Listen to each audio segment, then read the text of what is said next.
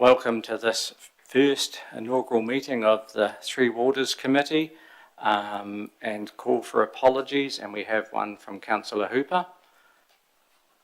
I'll move we accept that. Thank you. Councillor Todd, all those in favour please say aye. Aye. Carried, thank you.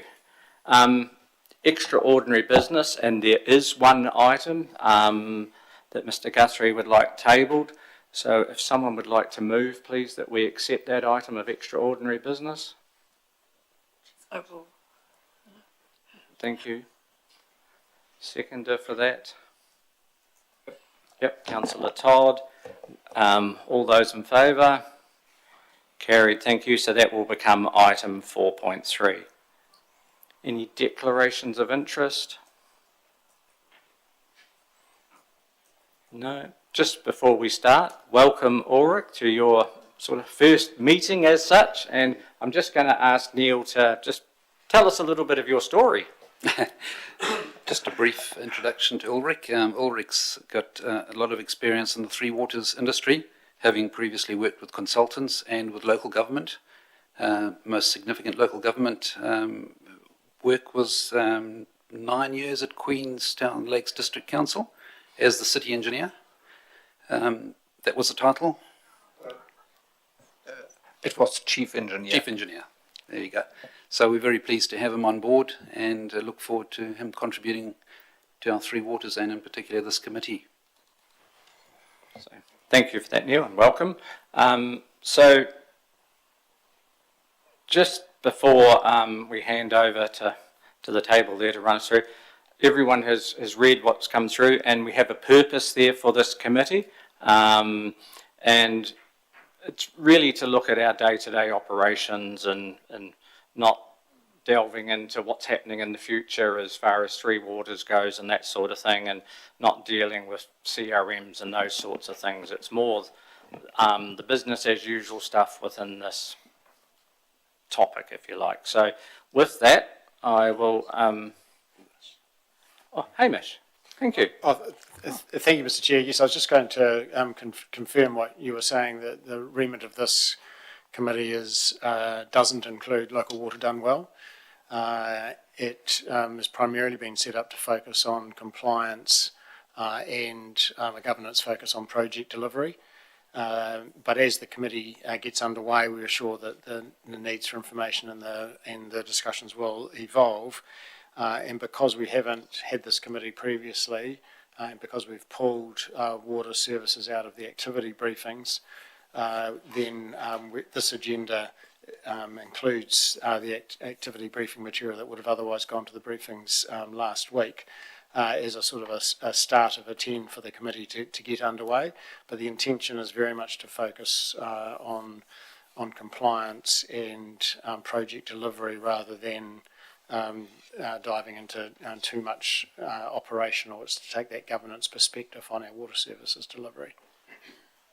Thank you. Thank you for that.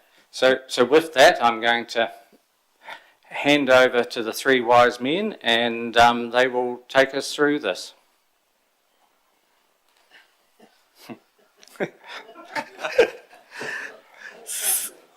So I'll probably be the first one. Yeah.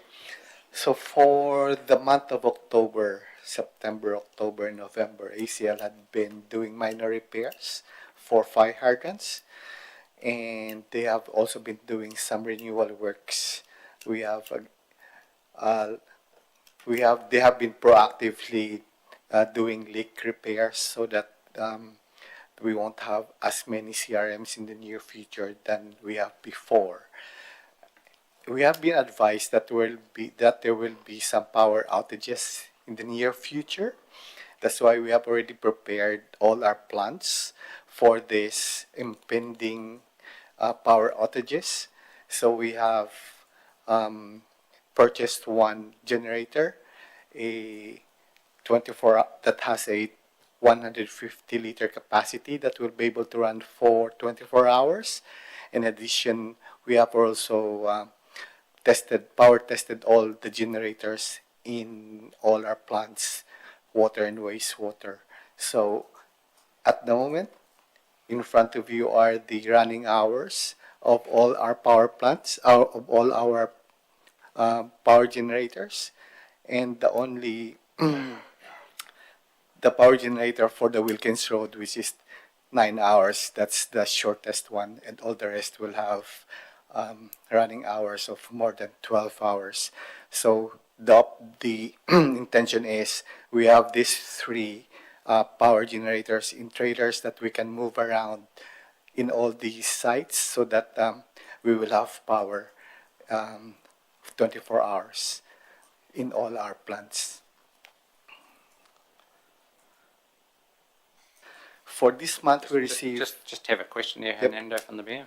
Yeah, I'm just trying to understand why you need portable generators when all you've listed here, there's generators already on the water schemes Yeah. and wastewater. So if you notice, there are some generators that are only 9 hours, 12 hours, which means that they will need refueling. So while they're refueling, we need to have our trailer-mounted generators to act as standby.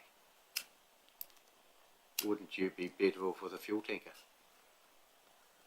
That you just fill back up again at 7 hours. If I may, so there's a lot of pump stations around Ashburton that don't have a permanent, a stated gen set on site. So the portability factor allows us to go and service those and pump them down as required during an event. And you mentioned expected outages. What are those expected outages of power? Through the chair. Yeah, it's mainly in regards of what was in the news yesterday and the day before in regards of upcoming solar storm, which will have an impact on power supply or can have an impact on power supply here throughout the country. And they were talking about, NEMA is talking about up to 6 days. So we need to prepare to have then all our plants up and running for that time period, and as well to have the communication going between the plants and the operators. When's that expected, that storms? They are expecting that all 11 years, and we are in year 11. They have not set a date yet, Okay. but it's all over the news in Radio New Zealand and a big article in the Herald as well. Thank you. Councillor Lovett. Are these generators the ones sitting up in the back half round shed, which will be used for civil defence, or are these another two generators besides those two? Through the chair, this is an additional 2. Addition. So we're going to have 4. Right. Thank you.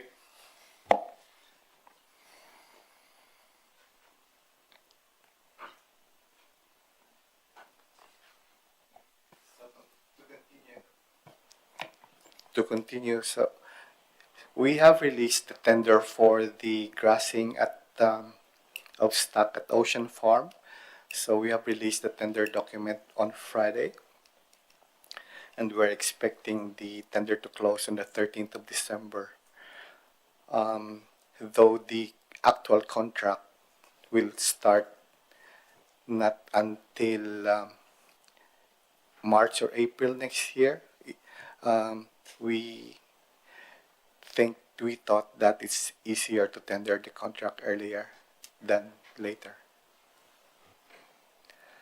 So we have also drafted the Ocean Farm Safety Management Plan, and that is now being reviewed by HR. This will cover all health and safety activities in the farm moving forward.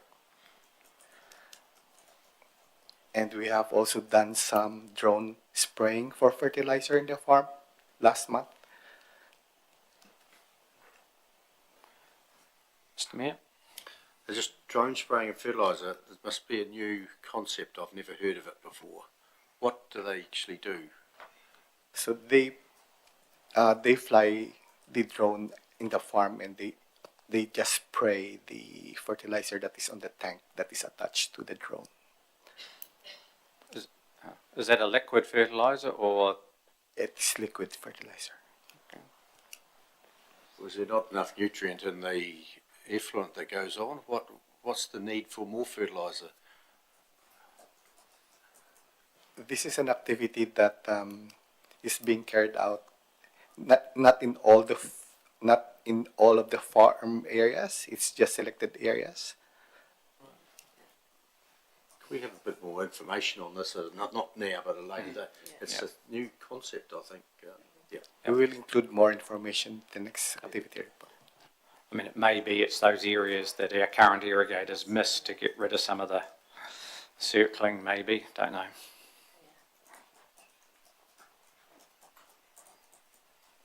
So going to projects. So package one of the UV project, which includes Mayfield, Hines, and Drumore, is ongoing. So, and then, Hernando, if you like, I'm happy to go through like page by page, and then if anyone has questions, and that way you don't have to explain every one of these unless someone wants some explanation. Is people happy with that? So we're on page 5 there. Any questions with that? Page 6. Oh, sorry. Oh, Page 5. Yep, Councillor Todd. Just the comment, Drumore site is on hold due to land access issues. What are those issues? Yeah, so we've had some issues trying to gain access to the land that we need to put the plant on. Now, originally, our approach to the landowner appeared to be fairly straightforward, and we were on a pathway to negotiating access. But more subsequent to that, we found that the landowner does have some concerns that at the moment we can't resolve. They're quite complicated, and so what we've been looking at is some options around either a different plant, a different site, and also we've been investigating the concept of potentially connecting it to the Ashburton scheme. So just while we work through those issues, we're still pursuing a path that might gain us access to the site, but it's likely to be very involved, in excess of 6 months in terms of getting access. So we're just exploring some other options along the way. Thank you. Page 6. So completion date 6th of December for the sludge beds. Is that on target since we are the 5th? yes, through the chair, we commissioned it this morning, and it Excellent. went perfectly. Yep. We can officially say we got it completed early.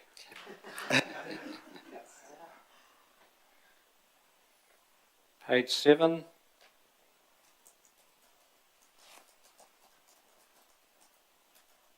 Eight.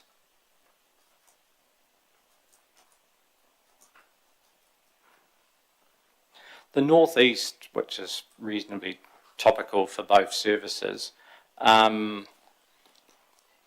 just a little update there. Yeah, so this is one of the projects we've been struggling to get close to. We have got the designs available for that first package that's indicated there, but due to predominantly my involvement in the stock water space over the last month or so, I haven't been able to start that consultation with those landowners.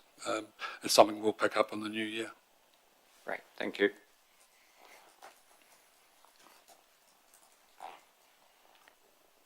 And the last one there, Ocean Farm again, page 9. Mr Mayor.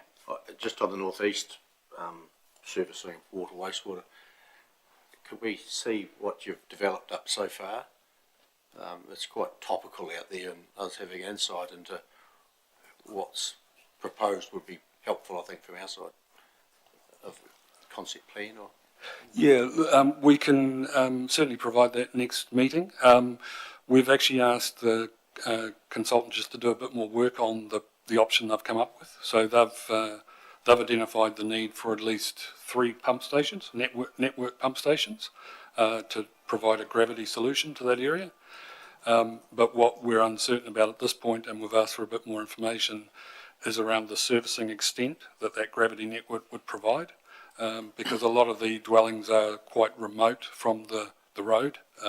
So even if we were to put in a gravity pipeline we're not sure that everybody would be able to connect. So we're just trying to get a bit of an understanding of that and see whether that, if that pushes up the number of pump stations required.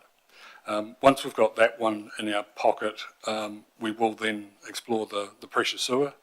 The reason we haven't looked at that option too hard at the moment is that we already know the answer. I mean, pressure sewer will work, but we just want to resolve whether or not gravity is still available to us. With the design that they've done, has there been a cost estimate of No, that's coming next as well.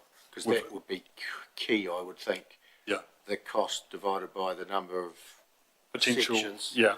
And if it's in the hundreds of thousands, it's probably not a runner, but if it's in the whatever, it could be, that would determine, I think. Yeah. No. If So we go the too far with something, knowing that number would assist, I think, in how much further you need to go. Yeah, so the reason why we haven't done the numbers yet is because of that uncertainty on the number of pump stations potentially required, Yeah. because they're obviously a big ticket part of the concept. So we're just asking for that clarification, which Becca are underway on, and we'll be able to pick that up in the new year in time for the next meeting. Thanks. Councillor Lovett. Just going to Ocean Farm, just how you're progressing with that, and I've just was told is at Rolleston, have you had discussions with them at all, because they've got big TL pivots on their irrigation, and I wonder, we haven't sort of put them Not- with providers who we don't- Council asked them to go to these companies and not anymore. I was just, So it just came to, they've got a big pivot system out there, whether we have been, finding out from other users how they're getting on. Well, no, at this stage we've simply proceeded forward on council's direction, which was to invite proposals from 2 companies. Now those proposals were originally meant to be with us back at the start of November, but they did come back to us and ask for a bit more time, and hence they only came back in about the 18th. So I know Chris Stanley, my Three Waters engineer, is busy looking at those proposals at the moment, and we'll catch up in the new year and work out what we're going to do next. And just a further question on that, what budget do we have in our long-term plan and what year do we have for that irrigation? There's currently no funding, There's no funding. For the irrigation upgrade, Okay. because of the uncertainty around what it looks like at this point. Thanks. Sorry if I may just add to that. And I know this, the Three Waters reform is outside the scope, but I know the modelling that is being done will include some provision for the irrigation. thank you. Any further questions on that before we go to the extraordinary item? No. Andy.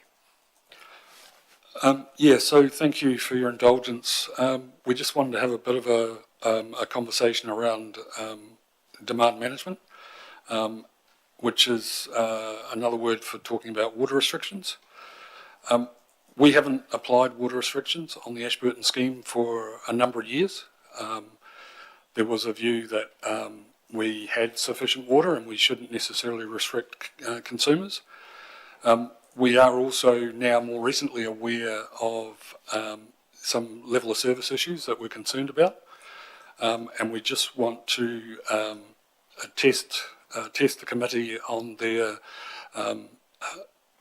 acceptability, or the acceptability of water restrictions, if we were of a need to do so for the coming summer, for the summer we're in.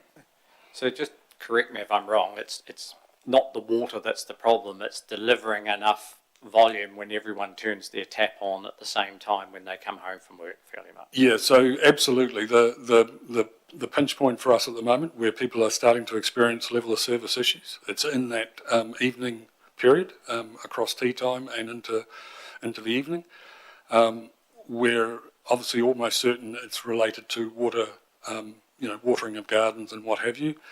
I walk home a few blocks around the borough here, and there's a lot of people watering berms, and that's leading to a lot of water wastage.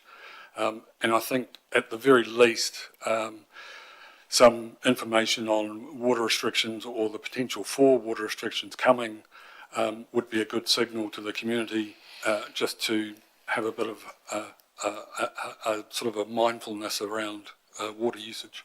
So just with that, with the chief executive here, and our comms team here as well, and the media, some messaging going out there with the warning that it may be a possibility if we don't start to conserve. But you have a question, Councillor McMillan? Oh, Hamish has it. Yes, I did. So you're talking about the Ashburton Supply Township? If we were going to be messaging, I think it's It'd have to be district-wide. It's a district-wide message. Yeah. I mean, we're staring down the barrel of a fairly dry summer, I think. We're aware that Mount Somers particularly, the intakes are getting very low, and we will have to manage that intake carefully over the summer. But equally, the messaging for Methven's the same. We just need people to just have a pause and think about do they need to water every night? Maybe they just need to go out every third day or something. Can I just ask a further question? I know when Methven had water restrictions pretty much every year for, I think last year or the year before was the first time we hadn't had water restrictions over the summer. We talked a lot about this at the community board about getting the message out and how to make people aware that they didn't need to be watering every night or and watering the berms. And there's some councils that have a sort of a big sign with an arrow that's sort of similar to the fire restriction sort of big boards that they have up around the place. And I think, Neil, we may have talked about those, but I don't know whether that's what we could do or how you wanted to kind of progress it. But I think it's a really important message to get out, and having the water meters, especially in some of the smaller towns, has made a difference and people can go and check how much they are using if they know where to look, I suppose. Thank you, through the chair. I think it's an educational thing for the general public to let them know what they can do in regards of using less water, water consumption, and in regards of putting signs up. Out of my experience in the past, you need to talk to fire and emergency and not using the same signage what they are using. So you need to be slightly different and as well a little bit of a distance away. It's a good idea, but needs to be really looked at very carefully how this not contradicts people in regards of here high fire risk or in regards of your water usage. Thank you. Thank you. Councillor Todd? Thank you. I think the feedback I'm getting from people out there is that they're telling me that why is the water pressure dropping, when they turn their taps on at home. So I think the message is already there, really, that people are maybe overusing their water. So it won't be a hard sell if we have to get to that stage of, water restrictions. Yeah, and I think it's a bit of a history thing. We tend to only look at it when there is a level of service issue, and that's what we're sort of starting to detect. There's a bit of comment on Facebook about low pressure. We're aware as well about, some of the complaints we've had in Tynwald, and all of these things are about moving the water around and getting it to where it needs to go. So, I think a conservation message, potentially with restrictions if we have to, then I think that'll be well exercised. Thank you. Mr. Mayor? Used to put water restrictions on when we had a certain usage per day. Do you know what usage we've hit in the last few days for just Ashburton? Yeah, so the policy that we used to have talked about a 7-day rolling average, and the trigger was 15,000 cubic metres a day, and we used Ashburton as the trigger scheme. We're currently over 20,000 on the 7-day rolling average. So we're well over the original threshold. Yeah, so that's Ashburton. Yeah. So it probably does need some water conservation, or if people want to water their gardens, they don't do them at that critical time, which the but with tea time, it sounds like it's going to be, and you've got timers now which you can use to tap your water at 1 or 2 o'clock in the morning, if you want to water your garden. So it's just education, I think, and you're going to do that, which will be great. So then, you used to use Ashburton as the trigger for all the schemes, which didn't seem right if other schemes were better than others. So each, like Rakaia needs probably a trigger, Methven, Mount Somers, etc., each for them. And here you'll be able to work them out what their trigger levels are. But if we need water restrictions to keep the level of service up, then we need them. Yeah, so support what you're doing. Thank you. Another question from me. So you've still got the tiers of level 1, level 2, level 3 that you'd roll out? We haven't changed those from the previous policy. So if we were going, it would roll on the same approach. And I think most people understand those, so they work quite well. But I was just going to ask, Mount Somers, I've seen a bit of chatter about how they've had very low water pressure over the last sort of week. Is that just one sort of incident that's caused that, or is you mentioned before about something going on up there? We think the community pool may have been filled over a few nights. Right, yep. So the nighttime flow's gone back down again. So we suspect that's the case. We certainly can't confirm it. But. So I think, Steve Zick, if you're happy for our media team to put some... Oh, absolutely. I think the need is there. The support from this committee for what Andy's proposing is clear and obvious, and we'll get that messaging out. Just as an aside, and while individual supplies have subtly different needs from time to time, it is much easier to send out messages to the Ashburton district about the needs of water conservation than trying to say that a particular supply is subtly different from a different supply.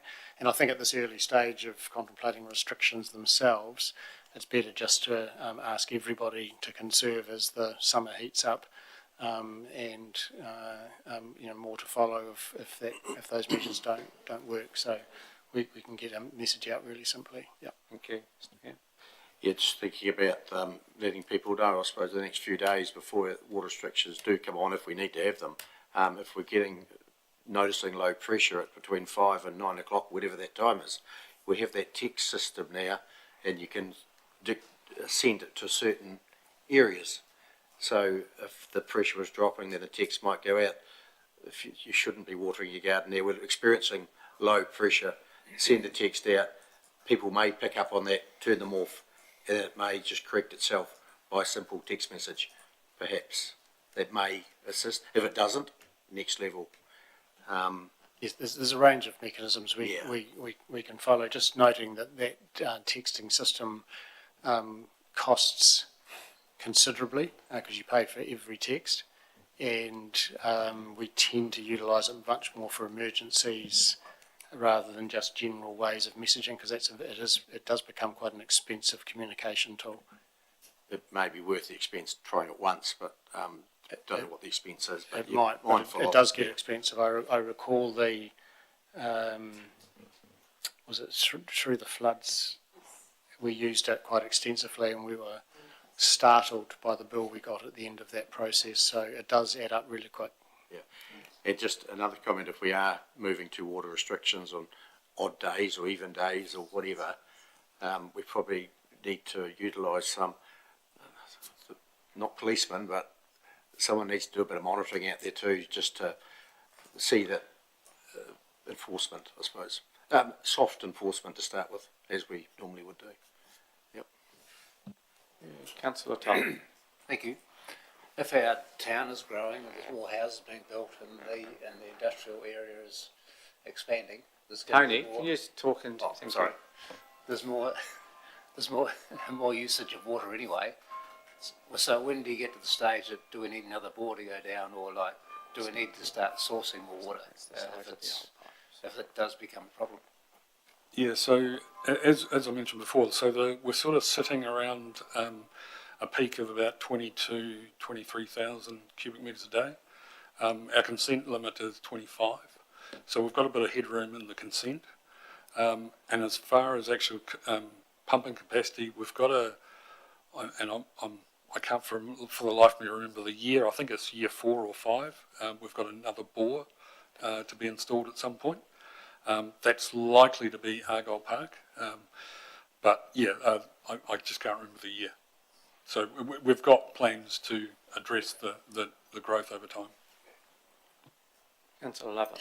I just, everyone's probably starting to think about filling up their swimming pools, and I'm just wondering whether some messaging or something can be around that to keep the water in and not tip her out all the time and keep refilling. They need to keep the chemical, just general hints about conserving water and even not watering the berms. I think that needs to be put out there too, if we're really serious about water. But swimming pools, are they private ones? Are they an issue, or They are what they are. I think, Mr Chair, what we're concerned about as a council is excessive water use. Yes. And that's the message to whatever it is that you're doing with water. Please see if you can use a bit less and steer clear of the really peak time, which appears to be, 5 till 9. It's quite legal and legitimate for people to have swimming pools, Yep. and it's legal and legitimate to water your garden, and it's legal and legitimate to have a green lawn. What we're really saying is please try and do it sensibly, avoid the peak times, and just take a little bit of care around how you consume water. Like all messages, the longer you make it, the less likely people are to read it. Yeah, I think there's a risk in singling out one particular user group as being the cause of the issue. It's general consumption that comes under pressure, and it's the message to the whole community, not just a particular subset. Absolutely. From an educational perspective, enforcement side of it, this can be done then, because not everyone is really being on medias or whatsoever. If we see that people are using then the water throughout restrictions, I would rather go and approach them personally or put a flyer in their letterbox because they were maybe not aware of the situation, and try to educate this way the general public a little bit more. Thank you. Thank you. Councillor McMillan. Thank you, and you usually hear from their neighbours as well. I Yes. get a few phone calls from people, but I was just going to mention it's also quite important for council to lead by example. So open spaces, and sometimes we get our water sources from not from the town supply. There's a lot of wells, etc. So just making a note of that. Yeah, we need to be doing the same with our open spaces and irrigation and doing what we're asking everyone else to do. Yeah. Okay. I have a question on a slightly different topic, I suppose, under our drinking water compliance. And I've heard twice now on these portable units that you can attach to a house, thinking of one of our very difficult schemes to get sorted. At any stage, are we going to look at those units to see if we think they're applicable to fix those 23 properties, I think, that are on that scheme? Are we going to look into that at all? Is this the Montalto discussion? Yes. A point of Entry or point of whatever, entry treatment. we attach it to the house, yeah. Yeah, so we, following that, following the workshop with TA, they did offer to catch up with them about that issue, because we appear to be on a different position. They believe it's cheaper than we're saying it is, or at least we're saying that their rules allow. So unfortunately that meeting hasn't happened yet. We've still got the opportunity to. The man at my right here has a person in the team which he knows, so we're looking to set that up shortly. Cool. Thank you. Hamish. And Mr Chair, just to follow that, I did have the opportunity to have a conversation with Te Matarai Chief Executive Alan Prangnell post his visit here, bumped into him in Wellington, and we had a good old chat, and the first thing he talked about was how motivated they are to help us achieve a cost-effective solution for Montalto supply, and because they know that their point of entry solution is going to be really meaningful for a whole host of small suppliers across New Zealand.